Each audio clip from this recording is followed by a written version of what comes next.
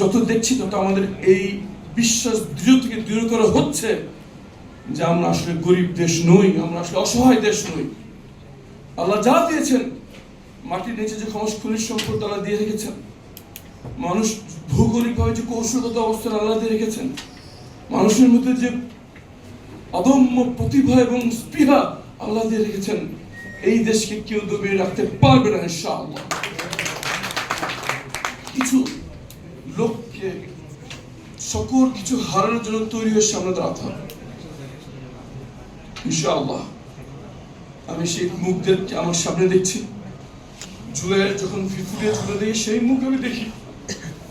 আমার ওয়াইফের বড় বোনের হাজবেন্ড, সে একদিন আমাকে সে ভিডিও দেখাচ্ছে। আমি তাকে জানি যে তার সন্তানদের জন্য সে কতটুকু স্যাক্রিফাইস করেছে। তার বাচ্চাদেরকে সে এতখানি আদর করতো যে কখনো ঘুমিয়ে গেলে সে তার পাশে বসে থাকতো যাতে মশা না কামড়ায়।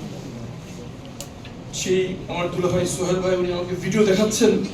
খুব সম্ভব 19-20 তারিখে সেই বাচ্চাদেরকে, যাদেরকে কোনদিন নিজ হাতে কাপড় ধুতে দেন নাই, কোনদিন নিজ হাতে বিছনা গোছাতে দেন নাই, সেই কলেজের টুকরো বাচ্চাদেরকে উনি বের করে দিচ্ছে। আল্লাহ বলেছে, বাবা তুমি বের হয়ে যাও, আল্লাহ আমার দোয়া, আল্লাহর রহমত তোমাদের সাথে আছে। সেই বাবার এখনো আছে ইনশাআল্লাহ। আমার দৃঢ় বিশ্বাস হয়তো কিছুদিন সময় লাগতে পারে, কিন্তু এই জাতি সকল আগ্রাসনের বিরুদ্ধে, সকল অপশক্তির বিরুদ্ধে দাঁড়িয়ে যাবে ইনশাআল্লাহ। আমার শহীদ পিতা যখন তার শাহাদাতের সময় ঘনিয়ে এসছে, উনি কি মজা করে কথা বলেছেন, কিন্তু আমি দৃঢ় বিশ্বাস করি যেটা বাংলাদেশের জন্য সত্য। উনি বলেছিলেন যে হতাশ হয়ে না, বাংলাদেশের ফাইল আল্লাহ নিজে দেখেন। দুশ্মনী করে বলেছেন।